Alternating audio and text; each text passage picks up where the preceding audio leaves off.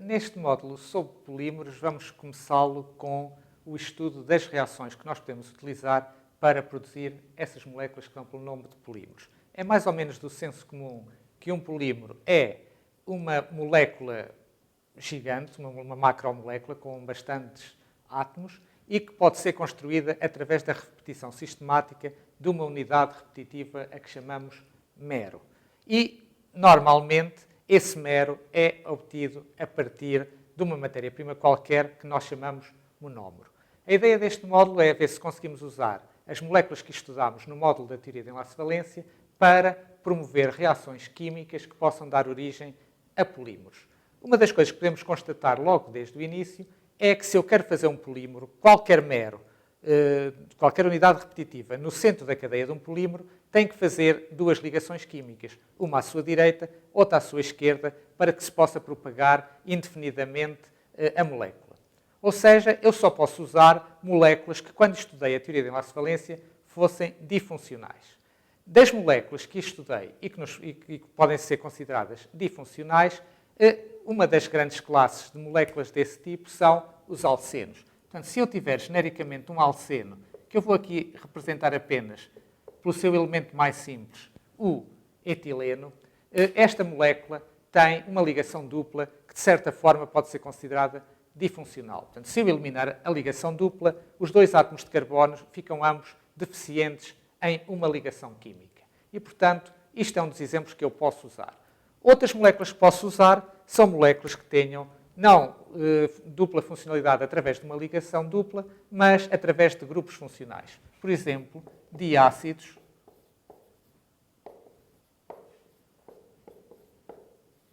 diálcois, diaminas, diésteres,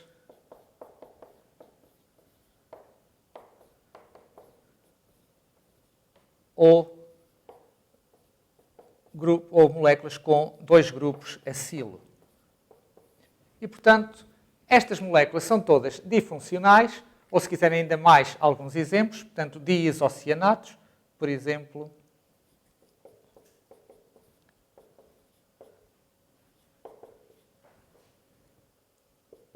ou de moléculas com grupos epóxido.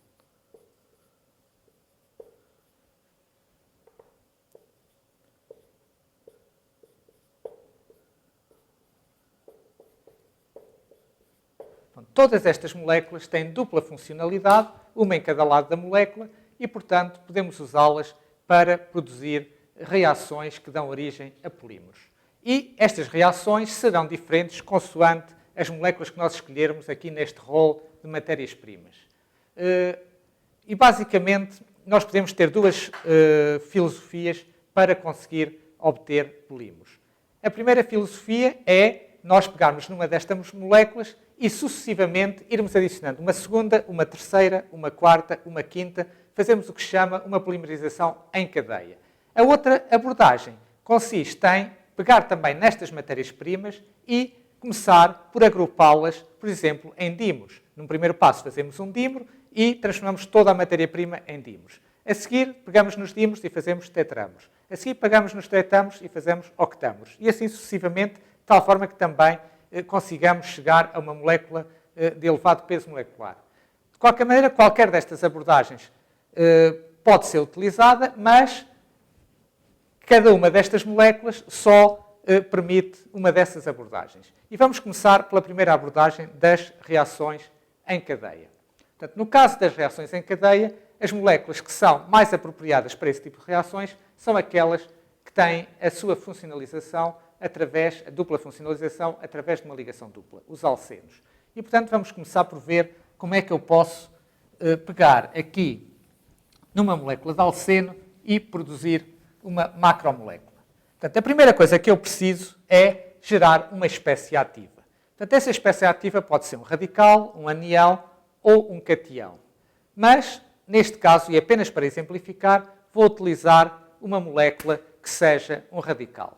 Normalmente, as moléculas mais utilizadas como iniciador são os peróxidos e, portanto, eu vou começar por fazer uma iniciação de uma espécie ativa através da adição de uma pequena quantidade de um peróxido. Portanto, se eu pegar num peróxido, que são moléculas com uma ligação simples entre dois átomos de oxigênio, normalmente eu consigo gerar radicais, os radicais correspondentes à quebra daquela ligação peróxido. Estes radicais podem reagir com moléculas de alceno para produzir uma molécula ativa e, portanto, se eu reagir o meu peróxido com um alceno, obtenho uma espécie ativa que é, ela própria, um radical. Esta espécie ativa pode agora continuar a incorporar novas moléculas de alceno. Reparem que este radical pode atacar uma nova molécula de alceno e fazer crescer a cadeia. E o radical passa para aquele carbono terminal. Novamente, esta cadeia pode incorporar mais um mero e continuar a crescer. Portanto, a este passo chama-se o passo de propagação. Reparem que a cadeia vai crescendo e vai consumindo matéria-prima. Portanto, numa reação deste tipo, tenho um pequeno número de cadeias, que é definido pela quantidade de peróxido que eu adicionei, que vão crescendo, consumindo a matéria-prima, os monómeros que lá existem, até que, eventualmente, duas destas cadeias se encontrem e, quando duas cadeias destas se encontram, dá-se uma reação de terminação. Portanto, se eu tiver uma molécula C, ou neste caso um radical, com N unidades incorporadas, e encontrar, a certa altura, um radical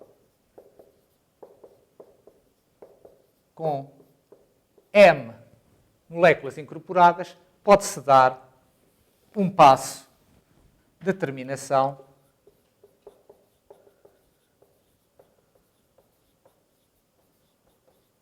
em que as duas moléculas vão originar o nosso polímero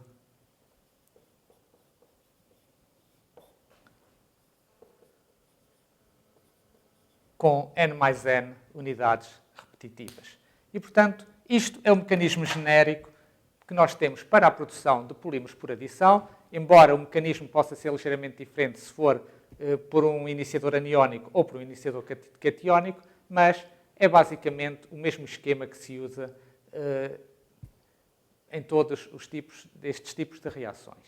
Seguidamente, vamos ver o que é que se passa com as reações obtidas por incorporação sucessiva de monómeros